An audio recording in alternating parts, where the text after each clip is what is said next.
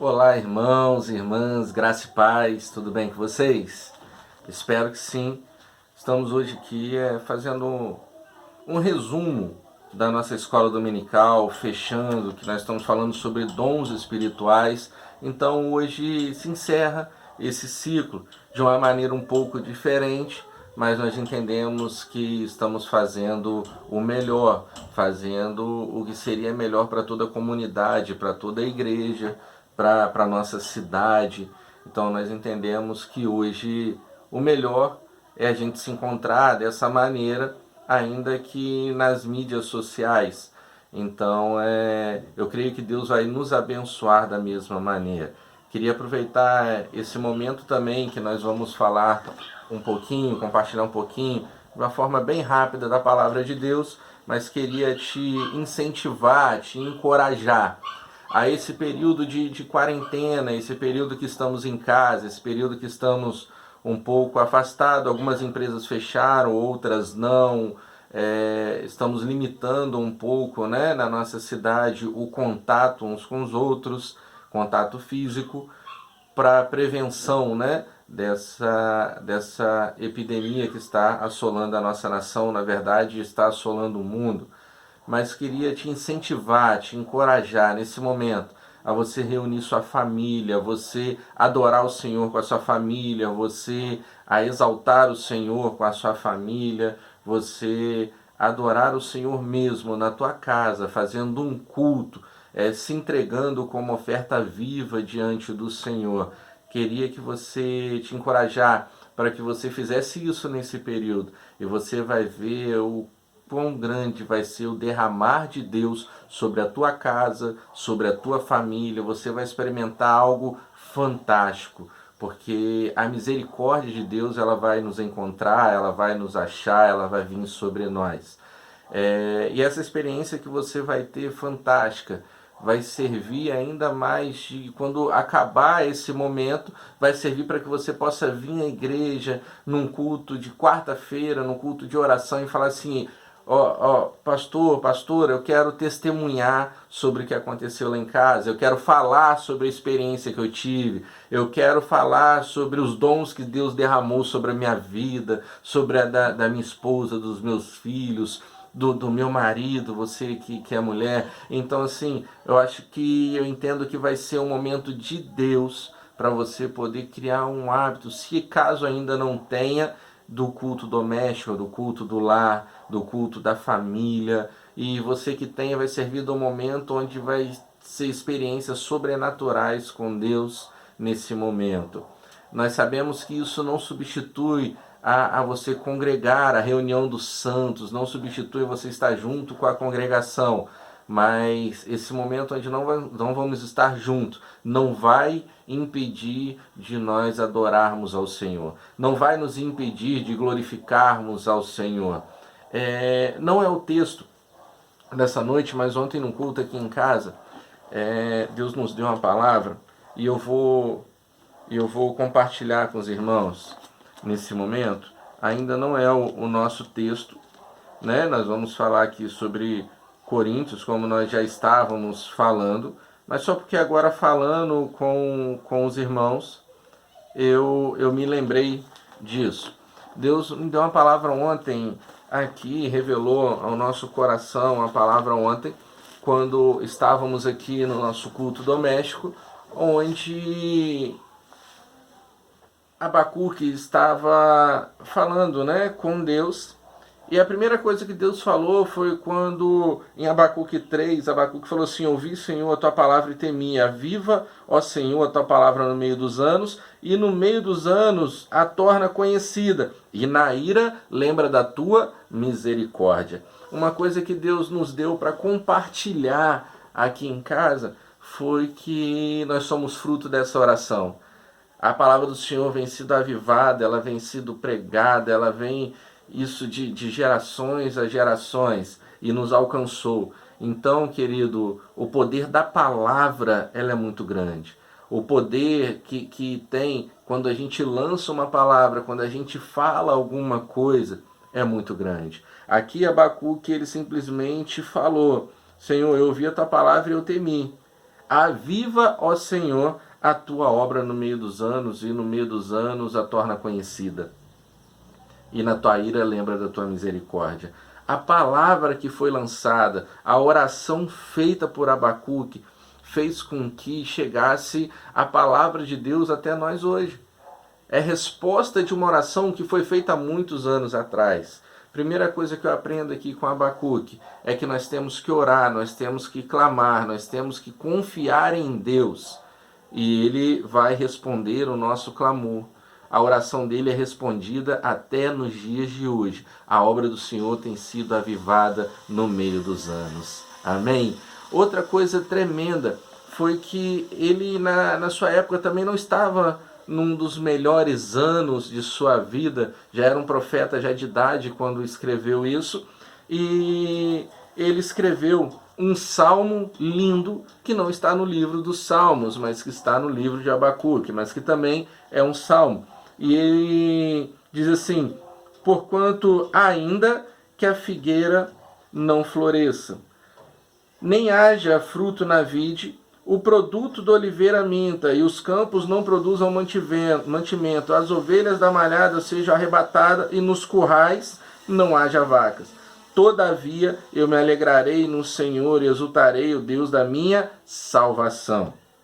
Jeová, o Senhor é a minha força, e fará os meus pés como das corças, e me fará andar de sobremaneira as minhas alturas. Glória a Deus.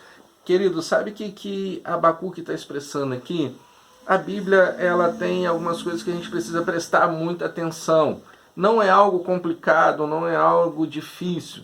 Como uma vez já ministrei aí na nossa comunidade, na nossa igreja, eu comparei, falando sobre Eliseu, a palavra de Deus como a farinha, algo simples, mas que tira a morte, que tira o veneno da panela, que tira a morte da nossa vida. A palavra de Deus é algo simples, mas é algo que a gente precisa prestar atenção. Por exemplo, quando Abacuque está falando aqui que ainda que a figueira não floresça, que não haja fruto na vide, Abacuque está falando simplesmente assim, cara, ainda que, porque ele está falando de vide, de uva, de videira, ainda que não haja transformação, ainda que não haja mudança. Por que dessa forma que a gente acredita? Quando Jesus veio e fez o seu primeiro milagre, foi num casamento, onde ele transformou a água em vinho. Então,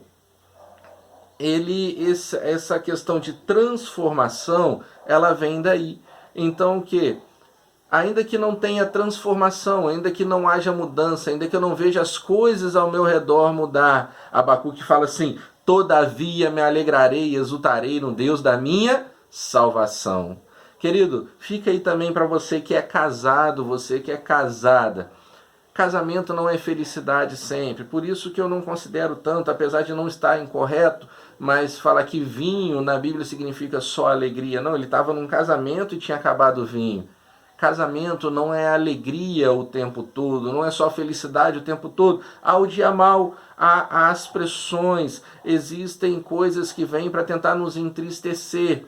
Por isso não é alegria todo tempo. Mas a palavra de Deus, ela é viva em todo tempo. A obra do Senhor, ela é viva em todo tempo. Então, quando vier esse dia mau, esse momento ruim, esse momento que não alegra, esse momento que veio trazer tristeza, que veio assolar, quando ele vier, querido, lembra de deixar Jesus entrar no casamento. Lembra de deixar Jesus entrar na sua casa, porque ele vai tornar algo que por um momento ficou sem sabor, que é, no caso, a água, e transformar em vinho, transformar em algo saboroso. Na verdade, o texto ainda até fala assim, transformar no melhor vinho, que era melhor do que o anterior. Ou seja, toda vez que tiver um problema, uma crise, precisar de transformação, deixa Jesus entrar. Deixa Jesus entrar, porque o vinho novo vai ser melhor do que o vinho anterior. Amém? Deu para entender até aí, irmãos? Glória a Deus por isso. Mas mesmo que ele não enxergue a transformação, Abacuque falou que todavia vai adorar e vai exultar o Deus da sua salvação. Aqui também Abacuque, ele vai falar sobre o produto do campo, ou seja, sobre mantimento. sobre provisão, ainda que falte o alimento, ainda que falte trabalho, ainda que eu não veja como ter o meu sustento para a minha vida natural, ainda assim o Senhor é a minha força, ainda assim ele se alegrará, ainda assim ele exultará o Deus da sua salvação. E é assim que nós temos que ser. Ainda que estejamos vivendo dias difíceis, nada vai impedir a adoração ao nosso Deus. Amém? Ele ainda fala que, ainda, se o produto, né, caso o produto da oliveira minta. Aqui, querido, ainda fica algo um pouquinho mais complicado, mas algo que é tremendo também para a nossa vida. Quando fala de oliveira, de azeite, de azeitona, representa a presença do Espírito Santo de Deus. Aqui, Abacuque nos dá um ensinamento tremendo. Aqui, Abacuque, ele vem nos falar que ainda que eu não sinta o Espírito Santo de Deus, querido, ainda que aí você não esteja sentindo a presença de Deus, primeira coisa que eu tenho para te falar sobre isso, Deus ele pode até se calar, Deus pode estar lá quietinho, mas ele não tira os olhos de você. A mão dele está estendida sobre você, a mão dele está sobre a sua vida, a proteção de Deus está sobre a tua casa. Basta a gente não parar de adorar, não parar de acreditar, não parar de ter fé nesse Deus. Ainda que por um momento a gente não sinta o agir de Deus, vamos fazer como Abacuque. Todavia eu me alegrarei no Senhor e exultarei o Deus da minha salvação. É o Senhor que te dá salvação, querido.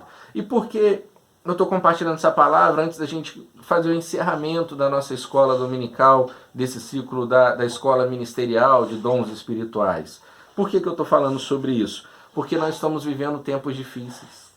Nós estamos vivendo tempos de angústia, nós estamos vivendo tempo de dificuldade, nós estamos vivendo um tempo onde pessoas estão assustadas por conta de uma doença e por conta de um vírus que está assolando a nossa nação. E com isso envolve várias coisas, além da doença, infelizmente, a gente olha as notícias, a bolsa está caindo, o dólar está subindo, já tem notícia de pessoas que se mataram porque num dia havia 1 milhão na conta, no outro dia tinha 50 mil, 100 mil, e a pessoa não aguentou a pressão, porque isso tudo que está acontecendo também interfere no mercado financeiro.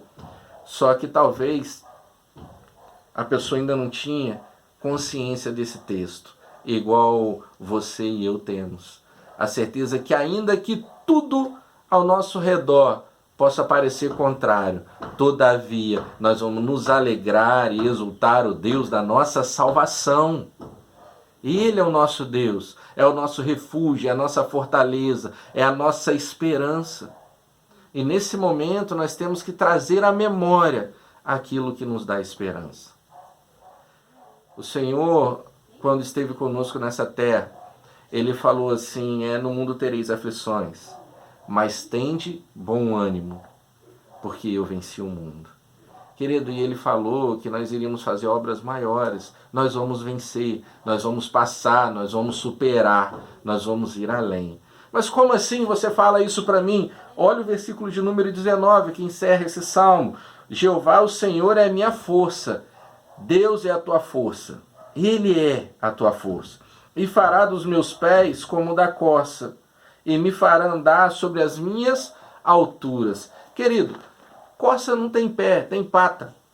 Por que ele fala dos meus pés como da corça? Está falando de habilidade.